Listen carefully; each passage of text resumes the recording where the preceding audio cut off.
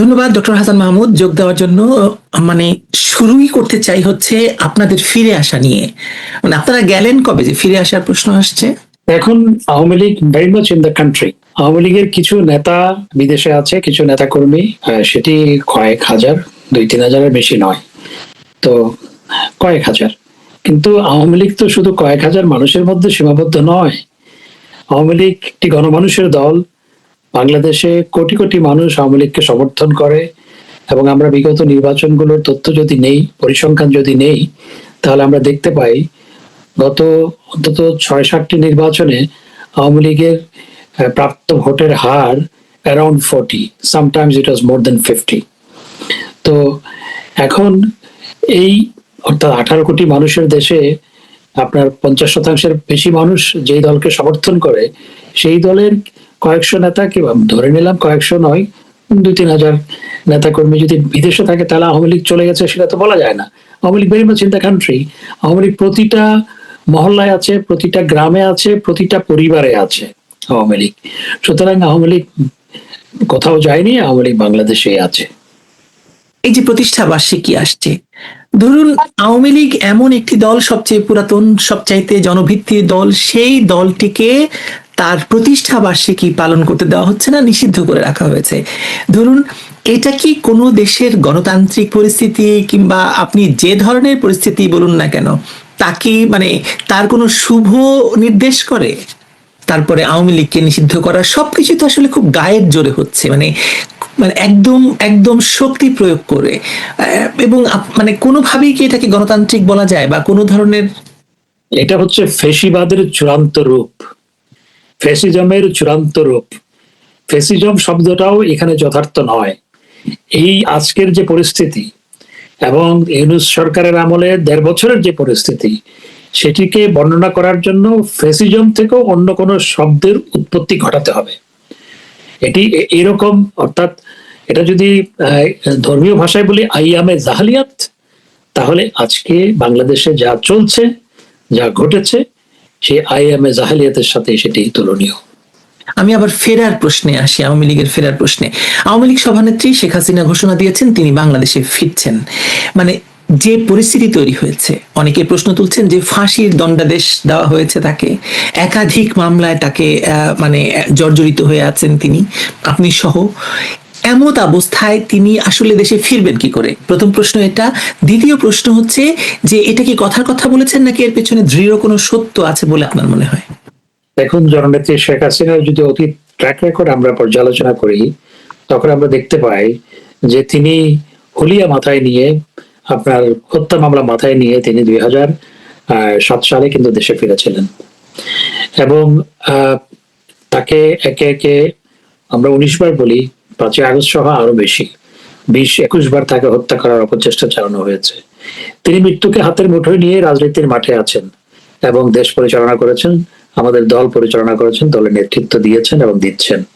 সুতরাং জন্ম আর মৃত্যু এগুলো তিনি মনে করেন, আমরাও মনে করি, এবং এটাই সত্য, সেটি হচ্ছে সেটি আল্লাহর হাতে।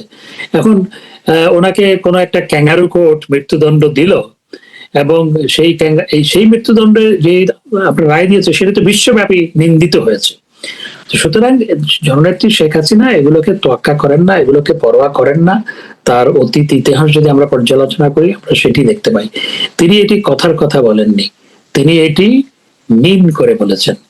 আমি মনে করি যে সঠিক সময়ে জননেত্রী শেখ হাসিনা বাংলাদেশে যাবেন। ডক্টর হাসান মাহমুদ, আমরা উপমহাদেশের রাজনীতি দেখেছি, বিশেষ করে পাকিস্তানের রাজনীতি দেখেছি। জিয়াউল হক যখন ভুট্টোকে ফাঁসি দেন, মানে এরকম তো ইতিহাস আছে যে মানে এরকম জনপ্রিয় নেতাকে ফাঁসি দেওয়া হয়েছে।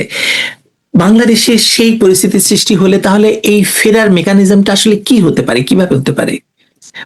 আমি জানি যে আপনি বলবেন যে জনগণ, শেখ হাসিনাও তাই বলেছেন, জনগণের কথা। আপনি যদি একটু বিস্তারিত বলেন। দেখুন, আজ থেকে 1.5 বছর আগে কেউ কি ভেবেছিল আজকে জননেত্রী শেখ হাসিনা যেরকম জনপ্রিয়, তিনি এরকম জনপ্রিয় হবেন? কেউ ভাবেনি। আমাদের দলের অনেকেই ভাবেনি।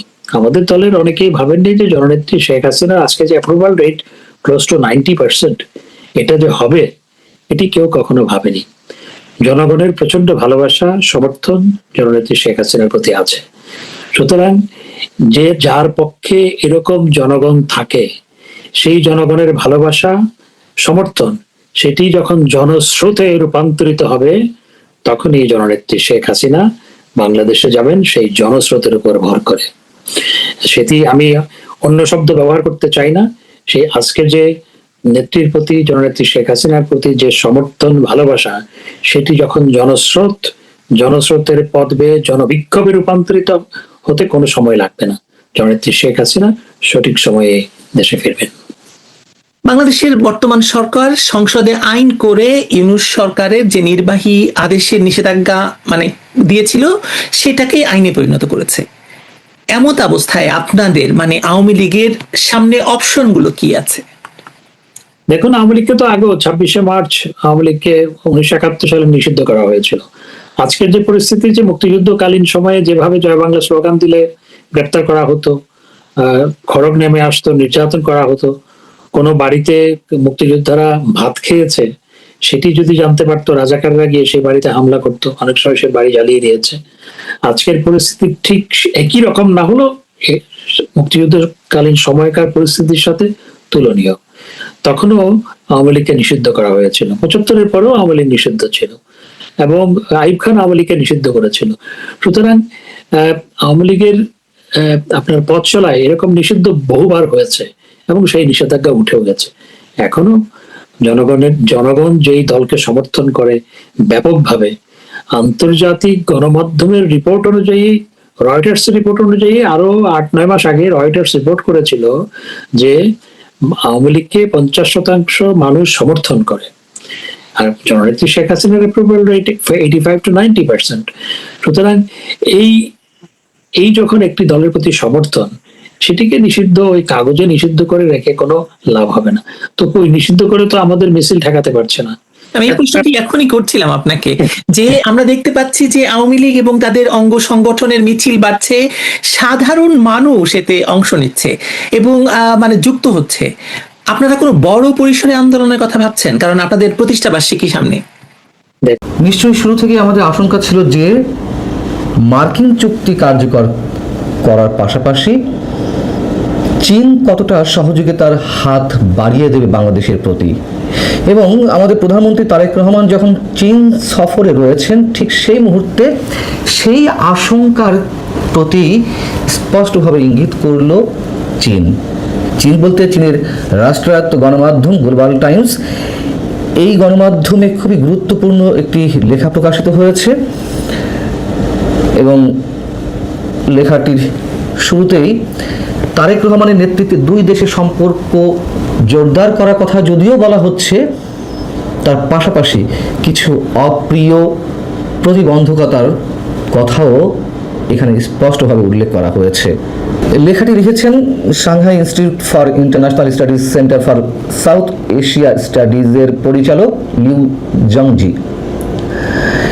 শিরোনাম হচ্ছে তারেক রহমানের সফর বাংলাদেশ চীন সম্পর্ক জোরদার করবে।